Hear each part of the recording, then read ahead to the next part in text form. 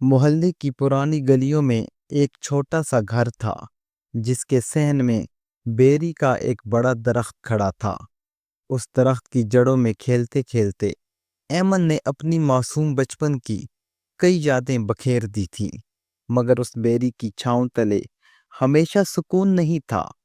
اس گھر کی دیواروں میں ایک ایسی کہانی دفن تھی جسے سن کر دل کانپ اٹھتا تھا۔ ایمن کی ماں جب وہ صرف 6 سال کی تھی ایک حادثے میں چل بسی۔ اس کے والد سلیم صاحب اکیلے ہو گئے۔ محلے دار اکثر مشورہ دیتے کہ بچوں کی پرورش کے لیے دوسرا نکاح کر لینا چاہیے، اور آخر کار دباؤ اور تنہائی نے سلیم صاحب کو مجبور کیا کہ وہ ایک عورت کو اپنی زندگی میں لے آئیں۔ یہ عورت شمیم تھی، ایک جوان مگر زندگی کے داغوں سے بھری ہوئی عورت۔ وہ بھی بیوہ تھی، مگر اپنی گود خالی دیکھ کر اس کے دل میں ایک ٹیس ہمیشہ زندہ رہتی تھی۔ نکاح کے بعد وہ اس گھر میں داخل ہوئی تو اس نے سوچا کہ شاید اب اسے ایک نیا سہارا مل جائے گا، اور ایمن اور عارف کو بھی ایک ماں کا پیار نصیب ہوگا۔ لیکن حالات کچھ اور تھے۔ گھر کی بڑی بی بی یعنی سلیم صاحب کی ماں شروع دن سے ہی شمیم کو ستیلی کہہ کر چبھتی رہتی۔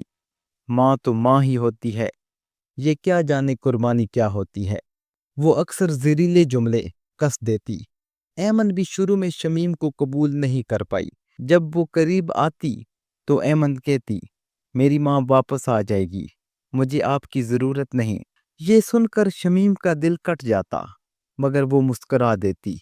عارف ذرا سمجھدار تھا، مگر وہ بھی خاموشی سے اپنی ماں کی قبر پر جا کر اشک بہاتا اور دل ہی دل میں سوتیلی ماں کے خلاف نفرت پال لیتا۔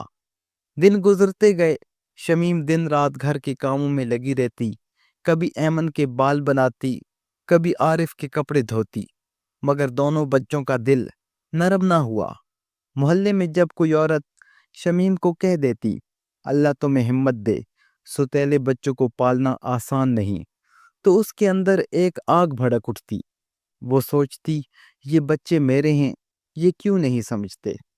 ایمن جب کبھی بیمار ہو جاتی تو شمیم رات بھر اس کے سرہانے بیٹھی رہتی، ماتھے پر پانی کی پٹیاں رکھتی، مگر صبح ہوتے ہی ایمن اپنی نانی کے پاس بھاگ کر کہہ دیتی، امی نے دوا ٹھیک نہیں دی تھی، اس لیے میں رات بھر کراہتی رہی۔ یہ سن کر شمیم کی آنکھوں سے آنسو بہہ جاتے، لیکن کسی کے سامنے وہ اپنی بے بسی نہ دکھاتی۔ وقت گزرتا گیا، ایمن جوانی کی دہلیز پر پہنچی۔ اس کی آنکھوں میں خواب تھے۔ محلے کا ایک لڑکا حسان اکثر اس کے سکول جاتے ہوئے راستے میں آتا۔ ایمن کے دل میں بھی اس کے لیے نرم گوشہ پیدا ہو گیا، مگر گھر کی سخت فضا اور شمیم کی ڈانٹ ڈپٹ کے باعث وہ کبھی کھل کر کچھ نہ کہہ پائی۔ ایک دن ایمن نے اپنی نانی سے کہا، امی مجھے کچھ سمجھتی ہی نہیں، میری زندگی میں ہر خوشی کا دروازہ وہ بند کر دیتی ہیں۔ نانی نے زہر گھولا، بیٹی یہ سوتیلی ماں ہیں، بھلا وہ کب چاہیں گی کہ تم خوش رہو۔ ایمن کے دل میں آگ لگ گئی۔ اس نے شمیم سے نظریں ملانی کم کر دی۔ چند ماہ بعد سلیم صاحب کو دل کا دورہ پڑا اور وہ دنیا سے رخصت ہو گئے۔ اب گھر کی کمان مکمل طور پر شمیم کے ہاتھ میں آ گئی۔ سسرال والے اور محلے دار سب سمجھتے تھے کہ اب شمیم بچوں کو نکال کر گھر پر قبضہ کر لے گی، مگر ہوا اس کے برعکس۔ شمیم نے سلیم صاحب کی یاد کو زندہ رکھنے کے لیے اپنی زندگی وقف کر دی۔ اس نے درزی کا کام شروع کیا، کپڑوں کی سلائی سے گھر کا خرچ چلایا، خود پر ایک جوڑا مہینوں نہ بنایا، مگر بچوں کی سکول فیس کبھی لیٹ نہ ہونے دی۔ عارف نے میٹرک کے بعد نوکری پکڑ لی۔ ایمن کالج جانے لگی، مگر دل کی دیواریں اب بھی قائم تھیں۔ ایک دن محلے میں خبر پھیلی کہ ایمن کا رشتہ آیا ہے، وہی حسان کا گھر۔ ایمن کا دل دھڑکنے لگا، مگر شرط یہ تھی کہ حسان کی ماں چاہتی تھی کہ شادی میں کوئی رکاوٹ نہ ہو۔ وہ کھل کر بولی، ہمیں سوتیلی ماں کے سائے میں بیٹی نہیں چاہیے۔ یہ سن کر شمیم کے پاؤں تلے زمین نکل گئی۔ اس نے سوچا کیا میری موجودگی ہی ایمن کی خوشیوں کی دشمن ہے؟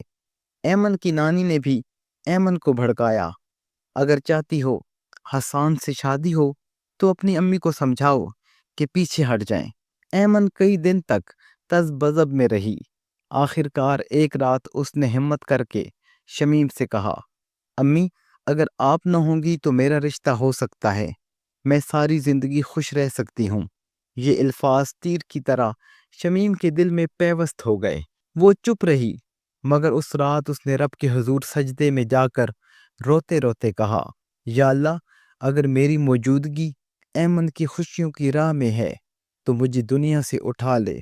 چند دن بعد شمیم نے بچوں کو کہا کہ وہ اپنی پرانی سہیلی کی گھر لاہور جا رہی ہے۔ ایمن اور عارف نے زیادہ سوال نہ کیے، مگر حقیقت یہ تھی کہ شمیم کا دل ٹوٹ چکا تھا۔